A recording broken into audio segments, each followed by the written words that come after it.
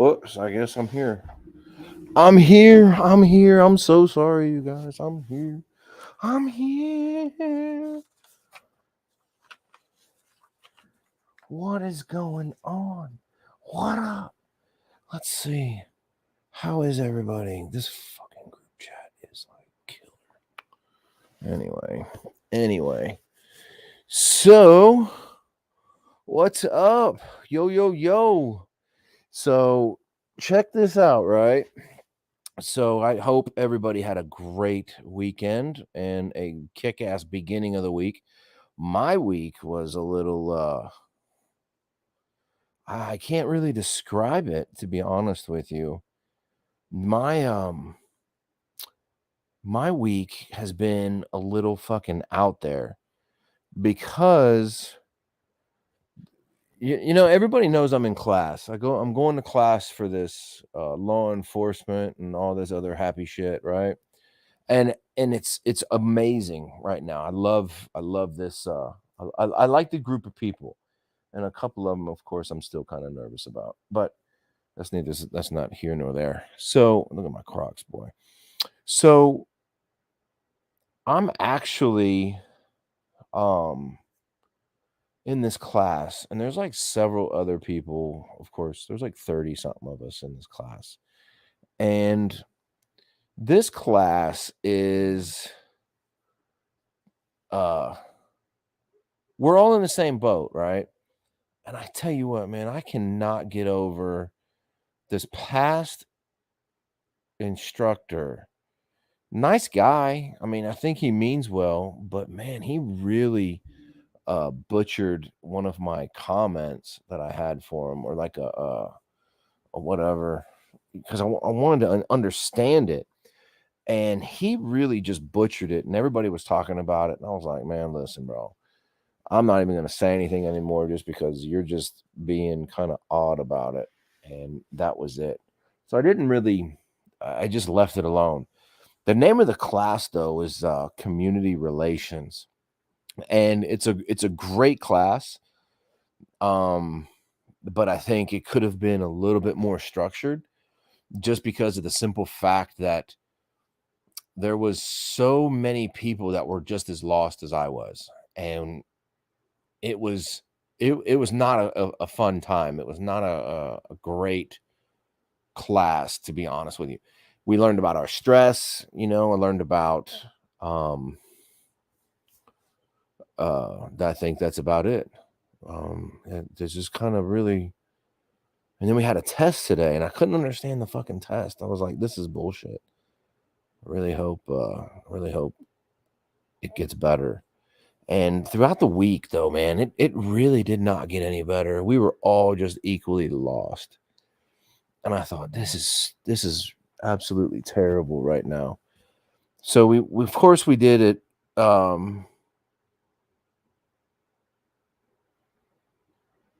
Anyway, so it was like a complete mind fuck, and I was just not having it. I was not in the best place with that one. But let me turn this down a little.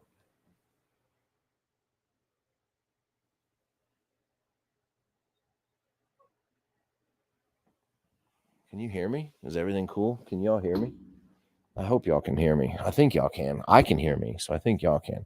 But it was like a shit show, and it was just anyway, it was all over the place. But the class that we had today, so I was in the class Tuesday, Wednesday. The class that we had today was about autism, and I thought that one was pretty cool because that one was actually pretty it was pretty knowledgeable, and I got a chance to chit chat with the instructor and his guest after class. And that was like a whole nother thing. So they told us basically like how autism, and we'll talk about that later on, not today, but just like a brief, the autism thing was actually pretty cool because he said something about like making a rule. So basically, like a lot of people that are autistic they'll have it thrown down as you have to give them a set of rules, and they'll follow those rules. If you tell them I'll be with you in 1 second, they'll time it, and then they'll say, hey, I need to talk to you. They're very precise, right? As far as like, give me a second, give me a minute. So you and me, that's, it could be 5 minutes, can be 10 minutes, but to them, it has to be precise. So he says, if you give them a rule, like just any kind of, not like a rule, but like a rule, they'll remember it. So if you say like, okay, rule number 1, I'm going to need you to calm down first, tell me this, and then we'll talk about this. And he basically said it, and they remember that. So if you're in law enforcement and you deal with somebody like that, she even said it, they'll remember that rule, whether or not it was me or somebody else, because if I lateral to another department or whatever, or I retire or whatever else, then it'll turn into a huge, that they will actually remember that rule. And she said that the best thing to do is write it down for the other department heads. That way, if anybody gets dispatched out to that person with autism, guess what? You can actually, they can deal with it, right? Because they have those rules now. So I thought that was actually pretty cool. She says that they have like a photographic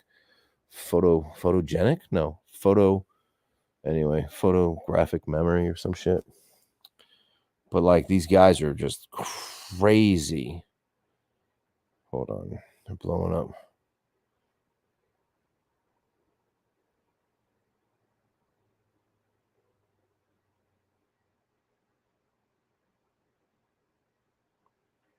Anyway, so the academy is actually pretty cool. I like it better than the other academy that I went to prior, and that thing was actually pretty cool.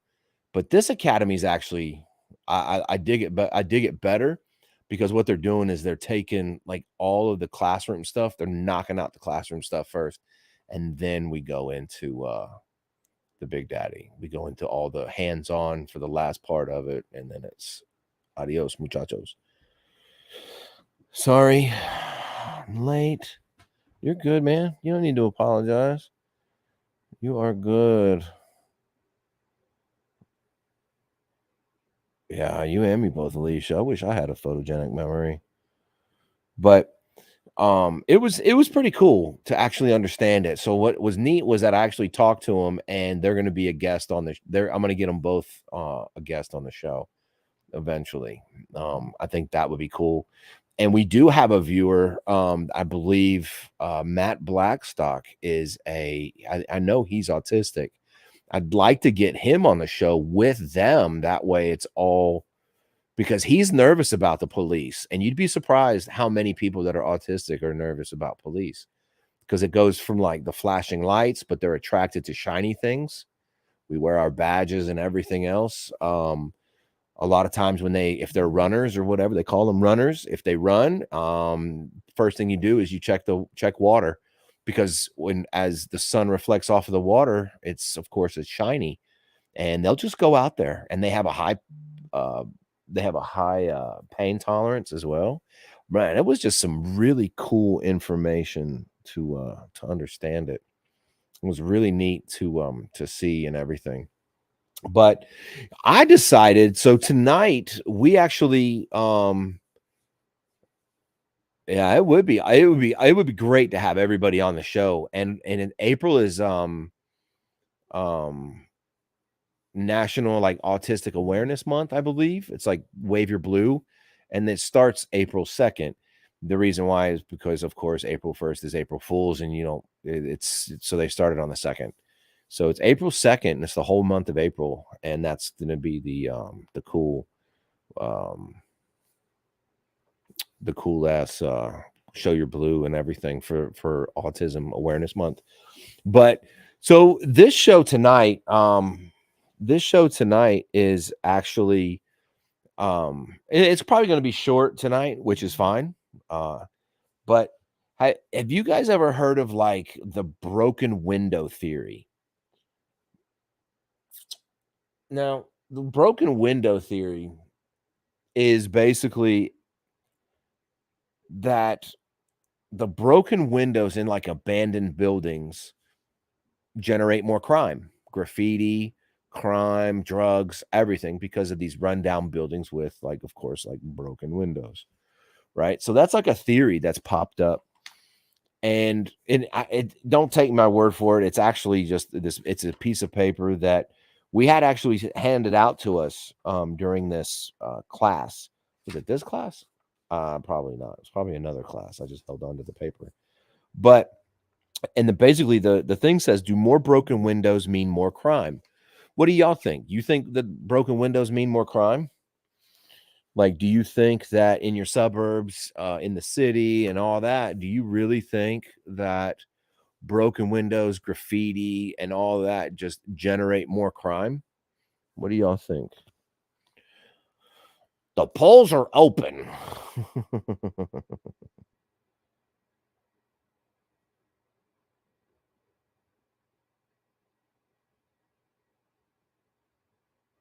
Look at this guy. Who is this motherfucker? Oh. So, anyway, but let's see how many people said, yeah, they think so. Sorry, you guys. It's my class that's actually. You think it does? Downtown St. Louis, it does.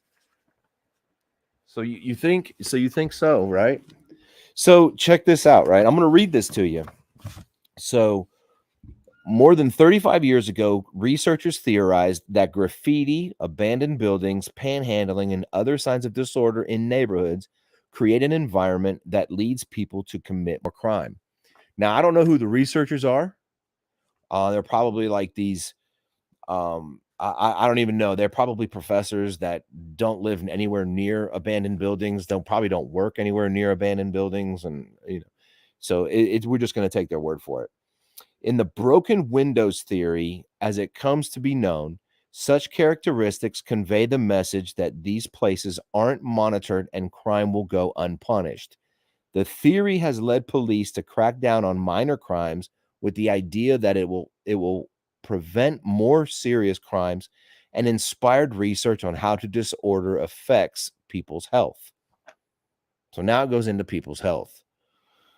Now, Northeastern researchers say that they've debunked the broken windows theory in research published in the Annual Review of Criminology and Social Science and Medicine.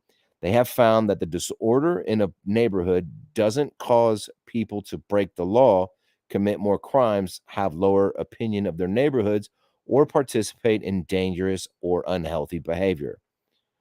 So basically, what I just read and comprehended, because my mind was just kind of going all over the place, that it doesn't mean that. It doesn't mean it at all. One bit. They're saying, nope, not a fucking clue. Like, no chance that the windows and abandoned buildings create more crime. The body of evidence for the broken windows theory does not stand. In terms of how disorder impacts individuals, said Daniel T. O'Brien, associate professor in the School of Public Policy and Urban Affairs and the School of Criminology and Criminal Justice at Northeastern. So they're saying the methodology, yeah. And the only word I get out of it's meth. The methodology behind the findings. O'Brien and his research colleagues, Brandon Welsh, a professor of criminology and criminal justice at Northeastern, and doctoral student Chelsea Farrell, conducted two studies, one published on an annual review of criminology, focused on whether disorder affects crime. The other published a social science and medicine, focused on the impact of disorder in public health. So, whoa. The researchers analyzed nearly 300 studies that examined the effects of at least one element of neighborhood disorder, say graffiti or public drunkenness, on at least one outcome of the individual level, say committing a violent crime. That was the dog. That was 100% the dog. Or using drugs. They then tested the effect that disorder was found to have on residents in each study. In the crime study, they tested that to extent disorder led people to commit crime, made more fearful crime in their neighborhoods, and affected their perceptions of their neighborhoods. In a health study, they tested whether disorder affected whether people exercised outdoors, experienced exper- fuck around, experienced mental health problems, or engaged in risky behavior. What do y'all fucking think risky behavior is? Like for real. What do y'all think risky behavior is? Including abusing drugs and alcohol or having unprotected sex. Unprotected sex. I'll be damned. O'Brien says that his team took into account the research methods used in each study in order to assess whether its design led researchers to find more evidence for the broken windows theory than there actually was.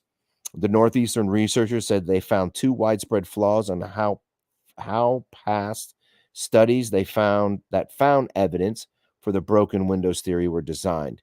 These flaws, they say, led to conclusions that overstated the impact that elements of neighborhood disorder had on the crime and health. So basically, just disorder had a huge impact on crime and in health. So this is so weird.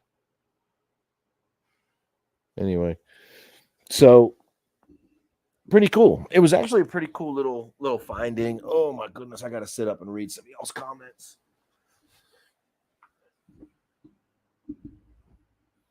So so the funny thing about that, Alicia, the defunding. So there a lot of and I actually had to learn this past week. So the defunding the police creates more crime, which is true, but a lot of people are looking at it as reconstructing the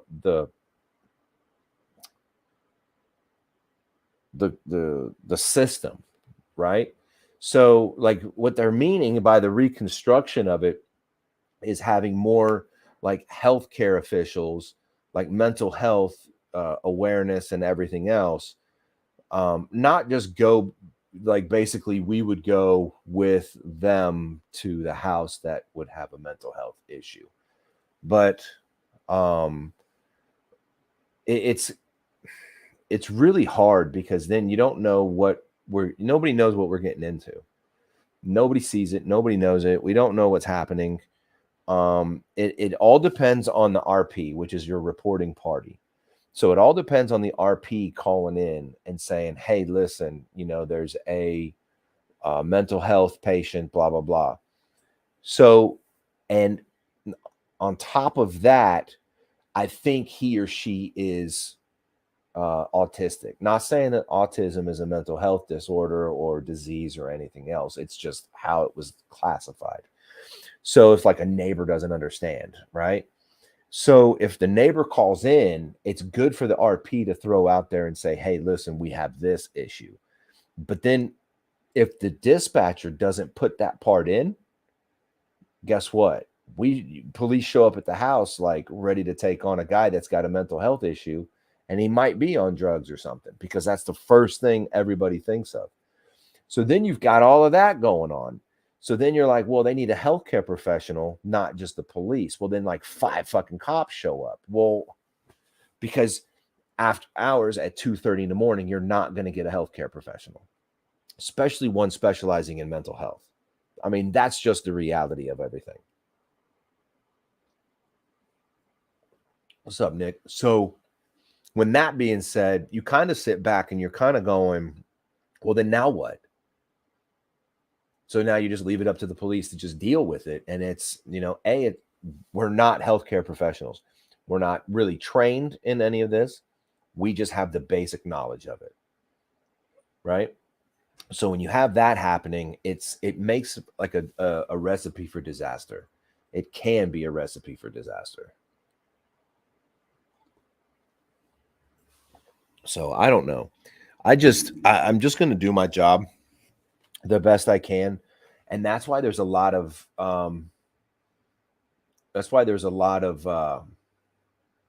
people that just don't understand it and then they just take it out on the police because the police are being mean. But also too, you've got the Karens and you've got the Kyles or Carls or whoever else, calling in every little thing, and it's not. You just take advantage of it. Everybody takes advantage of certain things, and it blows my mind when all this shit happens. So, but it was actually a lot of pretty cool information being thrown at us all at once today. It was actually really cool. Well, you guys can hear me, but I actually enjoy that class. That was fun. But I think next month is going to be even better because that's firearms training and everything else. That I'm looking forward to. I think I know where I live, they chopped the soon as what was his name? Floyd. As soon as Floyd got killed, people were pushing for murder. Well, that's not going to happen because, of course, murder has to be like meditated and all that bullshit, and that's. But anyway, back to autism. So, did you know that they also have a lot of times they have a lot of stomach issues?